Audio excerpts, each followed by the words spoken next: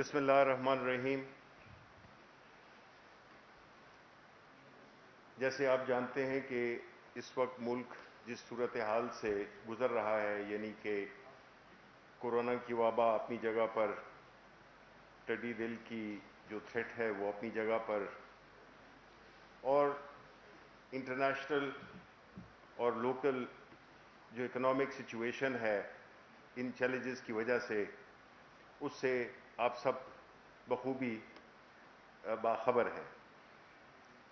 ایسی صورتحال میں اپوزیشن، جس کا کہ ایک پارلیمانی سیاست میں ایک اہم کردار ہوتا ہے اور اس کی وہی ذمہ داریاں ہوتی ہیں، بلکہ اس سے حکومت سے زیادہ، کہ وہ ایسی صورتحال میں بجائے اس کے کہ وہ حکومت پہ ساری ذمہ داری ڈالیں اور خود ایک تماشائی بن کے اور اس بات کا انتظار کریں کہ چیزیں خراب ہوں۔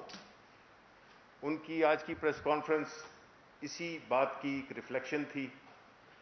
ان کی ہر بات سے یہ ظاہر ہو رہا تھا کہ وہ اس ملک کے ساتھ سنسیئر نہیں ہیں، وہ اس ملک کے عوام کے ساتھ سنسیئر نہیں ہیں۔ وہ اس بات میں بغلے بجا رہے ہیں کہ شاید کوئی ایسی بات بنے جس میں کہ ان کا دوبارہ اقتدار میں آنا پاسبل ہو۔ جس طرح کی باتیں انہوں نے کیں، اس میں تو یہی ظاہر ہوتا ہے کہ جیسے کہتے ہیں نا کہ جنگل میں لپک رہے تھے شعلے، طاؤس کو رقص کی پڑی تھی۔ جبکہ ہمارے ملک میں مشکلات ہیں، یہ رقص کرنا چاہ رہے ہیں، یہ رقص کر رہے ہیں۔ ایسے دو حکومتیں جو کہ پیپلز پارٹی اور پاکستان مسلم لیگ نون، جن کے لیڈران آج ٹی وی پر تھے، اس ملک کی جو بھی سچویشن ہے، اس ملک کی جو معاشی، جو اس کے اداروں کی، جو اس ملک کے عوام کی جو حالت زار ہے، اس میں سب سے بڑی کنٹریبیوشن ان دو پارٹیز کی ہے۔ انہوں نے اپنے ادوار میں آ کے اپنے ذاتی کاروبار کو فروغ دیا، ملک کے اداروں کو تباہ کیا اور لوٹ کھسوٹ کر کے ملک سے باہر جائیدادیں بنائیں اور ملک سے جا کے باہر بیٹھ گئے۔ ان کی اس منافقت کا ثبوت یہی ہے کہ ایک طرف تو انہوں نے اپنے لیے اربوں کی جائیدادیں بنائیں اور ادھر آ کے یہ غریب لوگوں کا رونا رو رہے ہیں۔ یہ وہ لوگ ہیں جو کہ لاک ڈاؤن کرنا چاہتے ہیں اس وجہ سے کہ یہ ان کے پاس سب کچھ ہے۔ ان کو غریب عوام کی کوئی دلچسپی نہیں ہے، جو کہ عمران خان پرائم منسٹر کو ہے۔ پرائم منسٹر عمران خان نے جس ثابت قدمی، جس کلیئرٹی آف مائنڈ کے ساتھ اس وبا کو ایڈریس کیا ہے، جس طرح پاکستان کا عالمی تشخص دوبارہ بحال کیا ہے، آج یہ جو لوگ ہیں، جو سیاسی جماعتیں ہیں، جو کہ یہ دیکھ نہیں سکتی کہ یہ اس ملک میں کوئی ایک ایسا شخص بھی آئے جو کہ جس کا نہ کوئی کاروبار ہو، جس کے نہ کوئی ذاتی وہ ہو، ایجنڈا ہو۔ ایسی صورتحال میں اس قسم کی باتیں کرنا، میرا خیال ہے کہ ان کو کچھ تو احساس شرمندگی ہونا چاہیے کہ جس حالات سے ملک دوچار ہے، جو مشکلات ہیں ہماری اور عالمی، اس صورتحال میں الیکشنز کی بات کرنا، اس صورتحال میں بجٹ پہ کرٹیسزم کرنا، چلیں بجٹ پہ کرٹیسزم کرنا تو ان کا واجب بنتا ہے، لیکن جو گراؤنڈ ریالٹیز ہیں، جو موروثی حالات ہیں، ان کو جاننے کے باوجود ان میں سب سے بڑا ہاتھ ان کا تھا اس ملک کو اس حالت میں لانے کا۔ آج وہی اس بات پہ لوگوں کو اکسا رہے ہیں۔ ان کی اپنی پارٹی کی شکست و ریغ، جس میں کہ کوئی شہباز شریف گروپ ہے، تو کوئی نواز شریف گروپ ہے، تو کوئی مریم نواز گروپ ہے، اور کوئی شاہد خاقان گروپ ہے، وہ ہمیں تانا دے رہے ہیں۔ ہم عمران خان کی قیادت میں جتنی بھی پارٹی ہے، وہ بالکل ایک سٹینڈ کے ساتھ، ان کے ساتھ مکمل یکجہتی، ان کے ساتھ پوری سپورٹ اور ہم یہی سمجھتے ہیں کہ اس ملک کا اگر کوئی نجات دہندہ ہے وہ ہے پرائم منسٹر عمران خان، اور وہی اس ملک کو اسی بلندیوں پہ لے جائے گا جس کی کہ یہ ملک بنا تھا، جس کے لیے کہ یہ ملک اس کا حقدار ہے۔ تو میں ریکویسٹ کروں گا کہ بجٹ پہ چونکہ باتیں ہوئیں تو ہمارے جو انڈسٹریز کے منسٹر ہیں جن میں کہ بجٹ میں بڑے پیش رہے ہیں، انہوں نے بجٹ پیش بھی کیا تھا، تو وہ ذرا بجٹ کے حوالے سے بھی آپ کو اور عوام کو آگہی دے دیں۔ بسم اللہ الرحمن الرحیم۔ شکریہ شبلی بھائی۔ سب سے پہلے تو یہ کہ آج اپنی روایت کو قائم رکھتے ہوئے دوبارہ اپوزیشن نے بجٹ کو رد کہا کہ ہم کریں گے، پچھلی دفعہ بھی کہا تھا، اور مجھے سمجھ نہیں آئی کہ آج انہوں نے کس چیز کو رد کیا۔ اس بجٹ میں تو کوئی نئے ٹیکسز لگائے ہی نہیں گئے، بلکہ قسم قسم کی ریلیف دی گئی، قسم قسم کے ٹیکسز کو، ود ہولڈنگ ٹیکسز کو، کسٹمز ڈیوٹیز کو، ان کو ختم کیا گیا۔ تو کس چیز کو رد کر رہے ہیں وہ؟ کیا اس بات کو رد کر رہے ہیں کہ حکومت نے کوئی ٹیکس نہیں لگائے اور ان کو مایوسی ہوئی کہ وہ پوائنٹ اسکورنگ نہیں کر سکے؟ اس موجودہ حالات میں حکومت نے، جبکہ ان کی دی ہوئی معیشت کی تباہ حالی کو ایک طرف ہم نے ابھی کچھ ٹھیک کیا تھا، استحکام دیا تھا، اس کے باوجود جو ہم نے ریلیف دیا، 1,60,00,000 گھرانوں کو ہم جو امداد پہنچا رہے ہیں، پاکستان کی تاریخ میں ایسے کبھی نہیں ہوا۔ 30 لاکھ چھوٹے کاروباروں کے جو ہم نے بجلی کے بل معاف کیے، کیا اس کو رد کر رہے ہیں؟ یہ جو لاکھوں کاروباروں کو اسٹیٹ بینک کی فیسلٹی کے ذریعے ان کے جو قرضے تھے ان کو آگے ریسکیڈول کر دیا گیا، ان کو ڈیفر کر دیا گیا ان کے پرنسپل کو، کیا اس چیز کو یہ رد کر رہے ہیں؟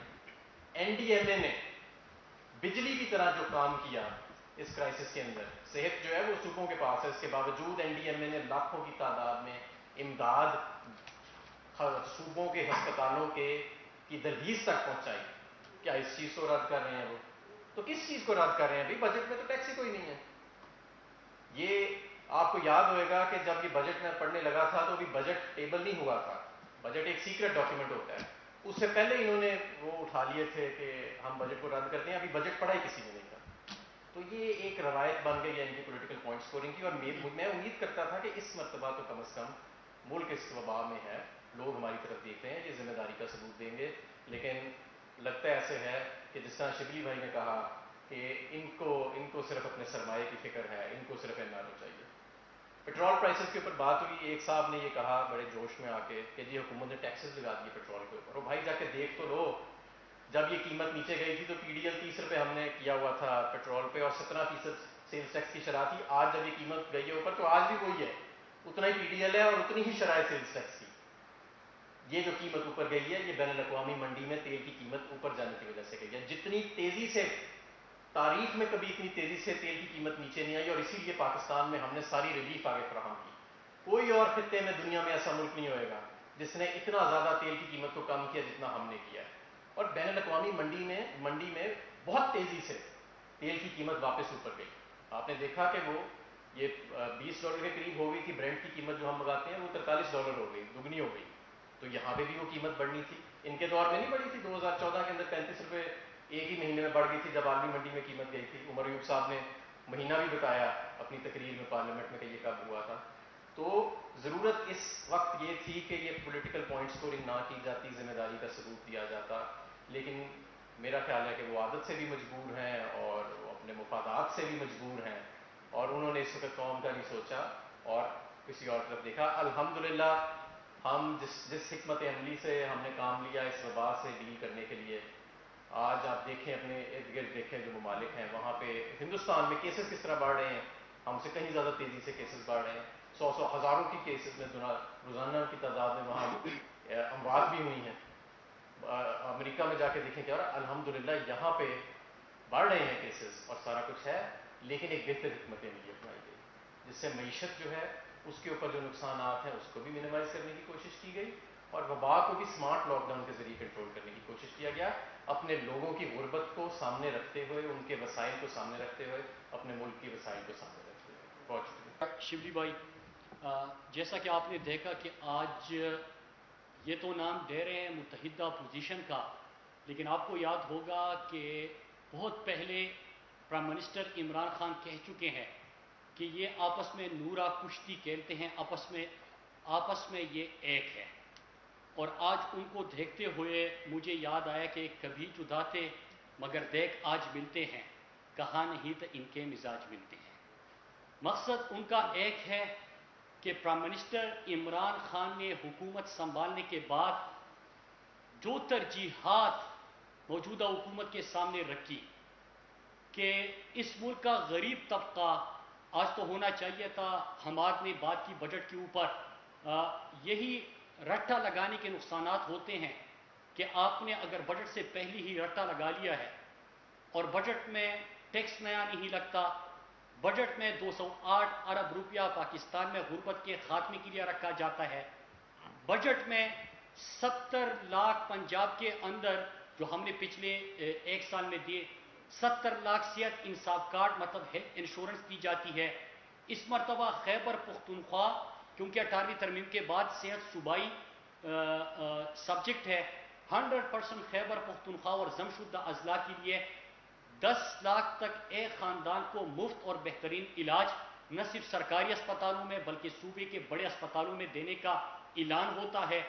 کل ہی پرائم منسٹر عمران خان آزاد کشمیر جاتے ہیں، 1.2 ملین خاندانوں کے لیے صحت انصاف کارڈ کا اعلان ہوتا ہے کہ صحت ریاست کی ذمہ داری، اور غربت کا خاتمہ کہ 25% سے زیادہ کی آبادی پاکستان کی غربت کی لکیر سے نیچی زندگی گزار رہی، 35 سالوں تک انہوں نے پاکستان کے اوپر حکومت کی، لیکن کبھی عام طبقے کے لیے، کبھی غربت کے خاتمے کے لیے، کبھی بیوہ خواتین کے لیے، کبھی بزرگ شہریوں کے لیے اس قسم کا جامع پروگرام نہیں لے کے آئے تھے۔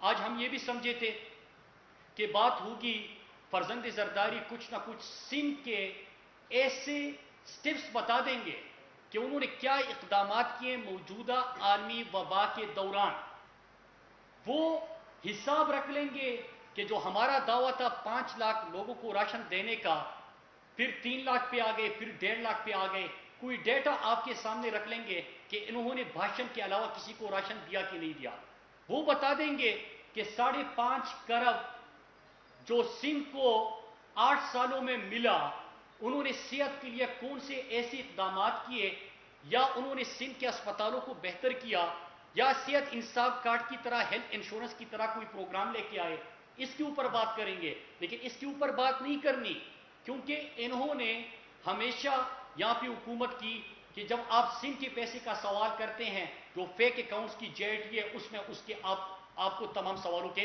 جواب مل جائیں گے کہ سندھ کی ترقی کا، غربت کے خاتمے کا، سندھ کے صحت کا، سندھ کے تعلیم کا یہ پیسہ کہاں پہ لگ رہا تھا۔ تو یہ تو ہو گئی بات۔ پھر اس کے بعد بات ہوتی ہے ان کی طرف سے کہ عالمی وبا کو قابو کرنے کے لیے موجودہ حکومت نے کوئی اقدامات نہیں کیے۔ آج ہی کی بلومبرگ کی اور گلف نیوز کے اوپر جو سٹوری آئی ہوئی ہے میں آپ کے سامنے لے کے آیا کہ دنیا کہہ رہی ہے کہ ہمیں سمارٹ لاک ڈاؤن کی طرف جانا چاہیے۔ آپ کو یاد ہوگا کہ آج سے 3 مہینے پہلے پاکستان نے سمارٹ لاک ڈاؤن کا فیصلہ کیا تھا، عمران خان نے کیا تھا۔ اور یہ فیصلہ کیوں کیا کہ عمران خان نے پہلے دن کہا کہ ہم نے لوگوں کو اس بیماری سے، بے روزگاری سے، غربت سے، ان تمام چیزوں سے بچانا ہے۔ پاکستان کے اندر جب یہ لاک ڈاؤن 2 ہفتے کا ہوا تو اس دوران پاکستان کی تاریخ کا جامع ترین اور سب سے بڑا 1200 ارب کا ریلیف پیکج دیا گیا، لیکن اس میں جن کے روزگار متاثر ہوئے تھے، جو ہمارا ڈیلی ویجر، جو دیہڑی دار، جو مزدور، جو رکشے ڈرائیور، وہ متاثر ہوئے تھے، ان کے لیے پاکستان کی تاریخ کا سب سے بڑا 144 ارب کا پروگرام شروع کیا گیا۔ پاکستان نے 1 کروڑ 20 لاکھ خاندانوں کو فی خاندان 12,000 روپیہ دیے گئے، تقریباً 33 لاکھ خاندان، اس میں سندھ کے لوگوں کو کہ 33 لاکھ سندھ کے اندر خاندانوں کو 12,000 فی خاندان دیے گئے۔ پھر فیصلہ یہ بھی ہوا کہ اس پروگرام کو اب آگے بڑھانا ہے اور 1 کروڑ 60 لاکھ خاندانوں تک یہ ریلیف پہنچانی ہے۔ پھر دوسرا آپ کا ہمسایہ ملک ہے انڈیا کے اندر 34% آبادی کی بات ہو رہی ہے، جو دنیا کے اندر اس وقت ان کے اوپر سروے ہو رہے ہیں، جو سٹڈیز ہو رہی ہے کہ ان کو اگر 1 ہفتے کے اندر حکومت امداد نہ پہنچائے تو ان کا یہاں پہ زندہ رہنا ہی مشکل ہو گیا ہے۔ کس طرح 12 کروڑ لوگ لاک ڈاؤن کی وجہ سے انڈیا کے اندر بے روزگار ہو گئے. 4 کروڑ تو امریکہ کی یہ گوروں سے بڑے متاثر ہوتے ہیں. یہ سمارٹ لاک ڈاؤن کی جب عمران خان نے بات کی تو ان کو یہ لگ رہا تھا کہ یہ تو امریکہ کچھ اور کر رہا ہے, اٹلی کچھ اور کر رہا ہے, یہ پاکستان میں کیا فیصلہ ہوا, کیونکہ یہ تو غلامانہ ذہنیت کے مالک ہے, احساسی کمتری کے مالک ہے. آج وہ یہ کہہ رہے ہیں کہ ہمیں اس طرف جانا چاہیے. تو یہ تو ہو گئی جو عالمی وبا کے اوپر بات. پھر اس کے بعد یہاں پہ بات کی گئی عمران خان کی حکومت کی. ان کو دکھ ہے اور دکھ ہوگا بھی. شہباز شریف کی آج بات ہوئی, خواجہ آصف بات کر رہے تھے. یہ خواجہ آصف وہی ہے جس نے وزیر خارجہ رہتے ہوئے اقامہ رکھا تھا. آپ مجھے بتائیں ان کو دکھ کیوں نہیں ہوگا کہ ملک کا وزیر خارجہ ہوتے ہوئے, وزیر دفاع ہوتے ہوئے آپ بیرون ملک اقامہ رکھ کے 15 لاکھ 20 لاکھ روپے تنخواہ لے رہے ہیں. آپ کس کو خوش کر رہے تھے؟ آپ کس کے لیے کام کر رہے تھے؟ ان کو شرمندہ ہونے کی بجائے یہ آ کے یہاں پہ گفتگو کرتے ہیں. آج شہباز شریف کے حوالے سے بات ہوگی کہ جب وہ آئیں گے, شہباز شریف جب آئے بڑا جشن منایا گیا تھا کہ شہباز شریف آگے پتہ نہیں کمانڈر سیف گارڈ آ گیا, کرونا کو بگائے گا. پھر اس کے بعد سے کسی نے اس کو نہیں دیکھا. یہ وہی شہباز شریف جو گارنٹر بنے تھے نواز شریف کی. نواز شریف کی پتہ نہیں پلیٹلیٹس گر گئے, پلیٹلیٹس کا کیا ہوگا, آج اگر نہیں گئے تو بڑھ جائے گا, یہ سارے ڈرامے ہوتے تھے. یہ گارنٹر بنے. داماد اس کا مفرور, بیٹا سلیمان شہباز جو کک بیک اسپیشلسٹ تھا وہ مفرور اشتہاری. ان کی اکانومی اگر اتنی ٹھیک تھی, ہمارا حماد اظہر ہے, یہ بجٹ پیش کرتا ہے, پاکستانیوں کو فخر ہوتا ہے. لیکن ان کا جو وزیر خزانہ تھا وہ اشتہاری بیٹھا ہوا ہے. تو معیشت کی حالت اتنی ٹھیک تھی تو وہ اشتہاری کیوں بیٹھا ہوا ہے؟ ان کا مفتاح اسماعیل اس کے بعد آیا تھا, اس نے ان کے اکانومی کے اوپر کیا بات کی تھی وہ کسی سے ڈکی چھپی نہیں ہے. اس نے تو حد کر دی, یہ کہا کہ جو پی آئی اے خریدے گا, مطلب نواز شریف نے ملک کے اداروں کا اتنا بیڑا غرق کر دیا ہے کہ جو پی آئی اے خریدے گا اس کو اسٹیل مل مفت میں دیں گے. یہ ان کی اداروں کی حالت تھی.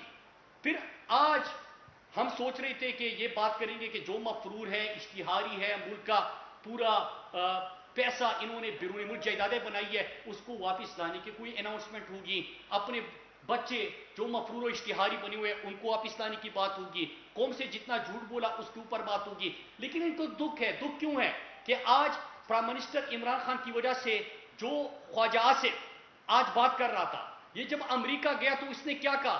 اس نے کہا کہ ہم بڑے لبرل ہیں, یہاں پہ آ کے بڑی دینی بن جاتے ہیں. عمران خان وہاں پہ جاتے ہیں, ختم نبوت کا مقدمہ پہلی دفعہ عمران خان اقوام متحدہ میں جو مسلمانوں کی دل آزاری ہوتی ہے اس کے اوپر عمران خان نے بات کی. کشمیر کا مسئلہ یہ سیاست کرتے ہیں اس کے اوپر, لیکن 54 سالوں تک کوئی یو این سیکیورٹی کونسل کے ایجنڈے پہ نہیں تھا. عمران خان کی وجہ سے وہ ایشو انٹرنیشنلائز ہو گیا اور 1 سال کے اندر 2 دفعہ یو این سیکیورٹی کونسل کے ایجنڈے پہ آ گیا. پاکستان اور پاکستانی اور پاکستان کے جو سیکیورٹی فورسز کے جوان ہیں انہوں نے دہشت گردی کی جنگ میں قربانی کی, لیکن خواجہ آصف وہاں پہ جا کے کہتے ہیں کہ ہاں پاکستان میں دہشت گردوں کے ٹھکانے ہیں. آپ گئے تھے پاکستان کا مقدمہ لڑنے کے لیے, لیکن عمران خان وہاں پہ جاتے ہیں تو پاکستان کا مقدمہ لڑتے ہیں. آج پاکستان سے ٹرمپ بات کرتا ہے تو زرداری اور نواز شریف کی طرح دو مور کے مطالبے نہیں ہوتے. زرداری کی طرح کوئی سی آئی اے کے ڈائریکٹر سے مل کے وہاں پہ یہ نہیں کہتا کہ آ کے فاٹا کے اندر ڈرون حملے کرے. آج عمران خان خودداری سے بات کرتے ہیں, وہاں پہ پاکستانیوں کو فخر محسوس ہوتا ہے. اور اس کا فائدہ کیا کہ پاکستان ٹیررزم سے ٹورزم پہ پہچانا جانے لگا. پاکستان کو دنیا عزت دینے لگی. جب آپ وہاں پہ جا کے کسی اور کی زبان بولیں گے تو پھر دنیا آپ کی عزت نہیں کرتی. دوسرا دکھ ہوگا ان کو, دکھ یہ ہوگا کہ اگست 2018 ٹریبیون میں بھی آیا ہوا ہے اور یہ فائنینشل ٹائمز میں کہ 7 ممالک دیوالیہ ہونے جا رہے ہیں, اس میں ایک پاکستان کا نام تھا عمران خان کے حلف لینے سے 5 دن پہلے. لیکن اللہ کا لاکھ لاکھ شکر ہے کہ آپ تو دیوالیہ بنانے کی طرف جا رہے تھے, آپ تو بیرون ملک جائیدادیں بنا رہے تھے, اور آپ کو کیا فرق پڑتا جب آپ کا سب کچھ بیرونی ملک ہو. لیکن عمران خان اور پاکستانیوں کا سب کچھ ادھر ہے. پاکستان ہمارا ملک ہے. اللہ کا لاکھ لاکھ شکر ہے کہ آپ کا جو خواب تھا وہ پورا نہیں ہوا. انہوں نے کہا قرضوں کی بات کی, 5000 ارب روپیہ ہم نے آپ کے لیے ہوئے قرضوں کی سود میں عمران خان نے ادا کیا. ان کو اس کا بھی دکھ ہے. ان کو دکھ یہ ہے کہ جو غریب سڑکوں پہ سوتا تھا, 200 پناہ گاہیں عمران خان نے بنائی, یہاں پہ 5 کیمپ آفیسز تو آپ رکھ رہے ہیں, لیکن بڑے بڑے پرائم منسٹر ہاؤس میں رہ رہے ہیں، لیکن غریب جو سڑکوں پہ سوتا تھا بڑے شہروں کے اندر، اس کی آپ کو پرواہ نہیں تھی، آپ کو اس کی تکلیف کا احساس نہیں تھا کہ جو دیہڑی دار، جو مزدور، جو بڑے اسپتال کی طرف اپنے پیاروں کے ساتھ آئے ہوئے ہیں بڑے شہروں میں، ان کے لیے رات کا کیا ہوگا، اس کا آپ نے نہیں سوچا، عمران خان نے سوچا۔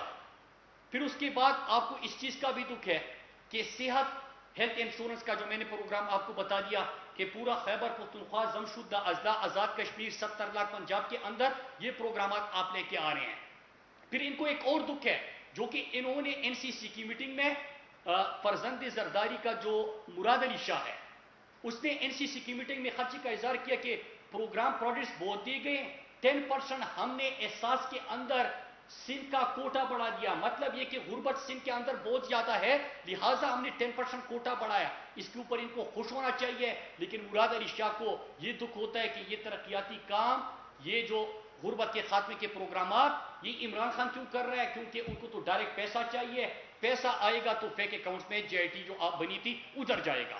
پھر ان کو ایک اور چیز کا بھی دکھ ہے کہ اس وقت پاکستان کے اندر جتنی بھی ادارے ہیں ان کو عمران خان نے نہ صرف ان کے خسارے کم کیے بلکہ اس میں ریفارمز آ رہے ہیں۔ آپ دیکھیں کہ پاکستان کا نام ان کے دور میں کسی بھی ادارے کے ساتھ لگا تھا وہ تمام خسارے میں، پاکستان سٹیل مل خسارے میں، زرداری لے کے گیا اور نواز شریف کے دور میں بند ہو گیا، پاکستان انٹرنیشنل ایئر لائن خسارے میں، پاکستان پوسٹ خسارے میں، پاکستان ریلویز خسارے میں، غرض یہ کہ کوئی بھی ادارہ پاکستان کا نام جس کے ساتھ لگا ہوا تھا وہ خسارے میں چلے گئے۔ آج عمران خان کی وجہ سے ریفارمز ہو رہے ہیں اور آپ کی ادارے اوپر جانا شروع ہو گئے ہیں۔ پھر اس کے بعد ایک اور بات کی گئی بجلی اور گیس کے حوالے سے، اور خواجہ آصف کو اس کا بہتر اندازہ ہوگا کہ 2013 میں جب ان کی حکومت بنی تو 480 ارب کا بڑا فراڈ اور کیس آپ کو یاد ہوگا میرے دوستو، کہ بغیر آڈٹ کے 480 ارب روپیہ آئی پی پیز کو دیا گیا۔ اس کا آڈٹ بھی ہوا، اس میں جو ارریگولرٹیز تھی وہ بھی سامنے آ گئی، یہ بہت بری طرح ایکسپوز ہو گئے۔ لیکن جب جا رہے تھے تو انہوں نے نہ صرف اتنے مہنگے معاہدے کیے 15-20 سال تک کہ میں صرف ایل این جی کے معاہدے جو تھے اور جو بڑے کرپشن کے کیسز بھی بنے تھے، یہ کہہ رہے ہیں کہ آگے یہ بھی مہنگے ہوں گے۔ ان کو زیادہ پتا ہوگا کہ اس وقت جو دنیا کے اندر ایل این جی مل رہی ہے اس سے ڈبل کی تعداد، ڈبل سے ذرا دگنے سے زیادہ اس وقت پاکستان جو ہے تقریباً 3 گنا پاکستان اس کے ادا کر رہے ہیں۔ پاکستان کو ایسے معاہدوں میں انہوں نے جکڑا کہ اگر 15-20 سال تک آپ بجلی استعمال کریں نہ کریں آپ نے کیپیسٹی پیمنٹ کرنی ہے، آپ گیس استعمال کریں نہ کریں ایک دن کا $2,45,000 ایک ایل این جی ٹرمینل کو جانا ہے۔ لہذا آئی پی پیز کا پرائم منسٹر عمران خان نے کیا انہوں نے اس کا آڈٹ کیا، آڈٹ رپورٹ سامنے آئی، آڈٹ رپورٹ سامنے آئی تو اس میں انہی کے آئی پی پیز جو بنے تھے وہ بھی سامنے آ گئے، اور یہ معاہدے دے کے مقصد یہ ہے کہ عمران خان نے جو آڈٹ کیے کہ آگے کے لیے ہم ان چیزوں کو اس طرح ٹھیک کریں کہ آپ بجلی استعمال کریں نہ کریں عوام اس کا پیسہ دے گی۔ ایل این جی ٹرمینل کے اوپر جو بوجھ پاکستانی قوم کے اوپر بنا ہے یہ بوجھ پاکستانیوں کے اوپر کم ہو اور عوام کو سستی بجلی اور سستا گیس میسر ہو۔ تو پرائم منسٹر عمران خان نے اس کا آڈٹ بھی اسی مقصد کے لیے کیا اور یہ ان کے کارنامے تھے۔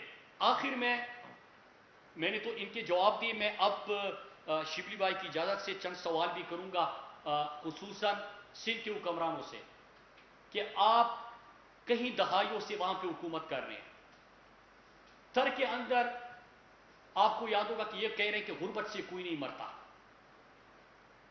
لیکن 3000 پچھلے 4-5 سالوں میں وہاں پہ بھوک کی وجہ سے بچے مرے ہیں۔ یہ کہتے ہیں کہ یہ کون ہوتے ہیں ہم سے سوال کرنے والے، ان کی یہ مجال کہ ہم سے سوال کریں گے۔ یہ جمہوریت ہے، جو پرچی پہ آتے ہیں ان کو اس چیزوں کا احساس نہیں ہوتا۔ آپ کی سیاست کا آغاز پرچی سے ہوا، لیکن یہ پاکستان کے اندر جمہوریت ہے، قوم آپ سے سوال کرے گی کہ جو غربت سے لوگ مر رہے ہیں آپ نے ان کے لیے کیا کیا۔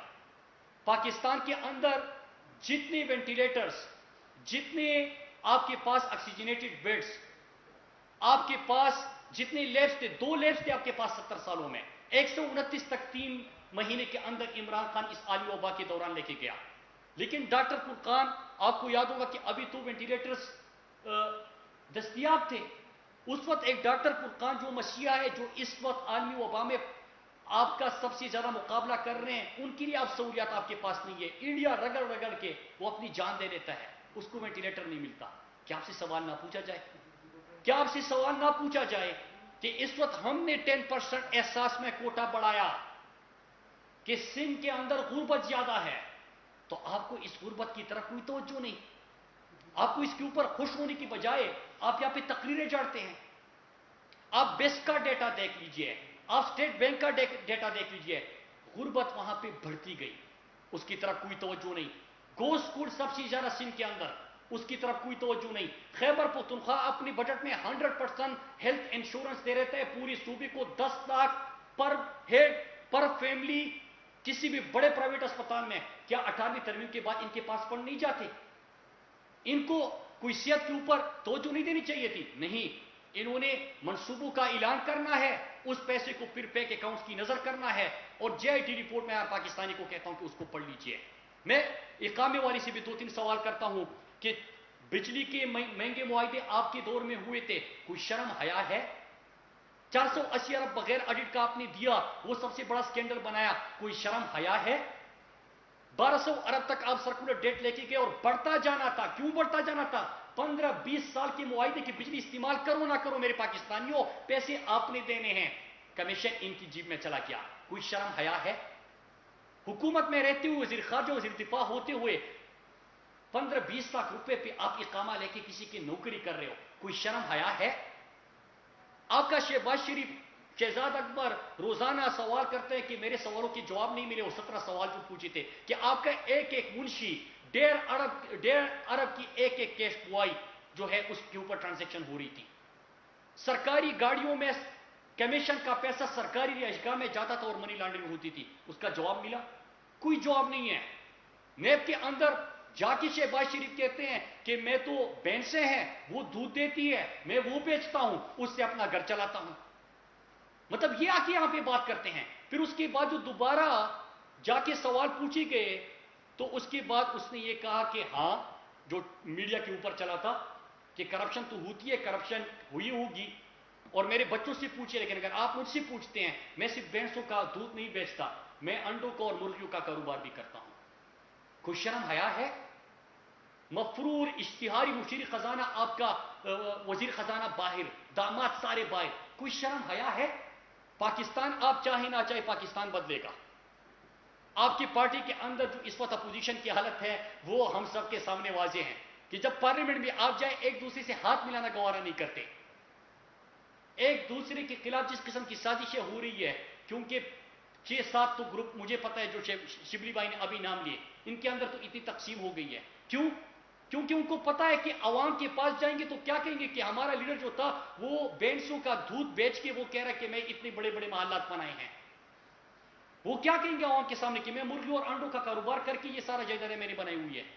یہ جو ٹی وی کے اوپر ان کے کرپشن کے کیسز آ رہے ہیں، یہ عوام کا سامنا نہیں کر پا رہے، اس لیے تقسیم ان کے اندر سے ہے. 6-7 گروپ بن چکے ہیں تو یہ بوکلا چکے ہیں.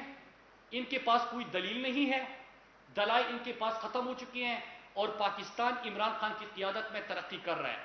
انشاءاللہ جس طرح عالمی سطح پہ عمران خان کی وجہ سے پاکستان کا سر فخر سے بلند ہوا کہ خوددار لیڈر ملا، جس طرح پرائم منسٹر نے عوام کے اوپر، پناہ گاہوں کے اوپر، غریب کے اوپر، غربت کے خاتمے کے اوپر توجہ دی، لیکن خود اپنی ذاتی گھر بنی گالا میں رہنے لگا.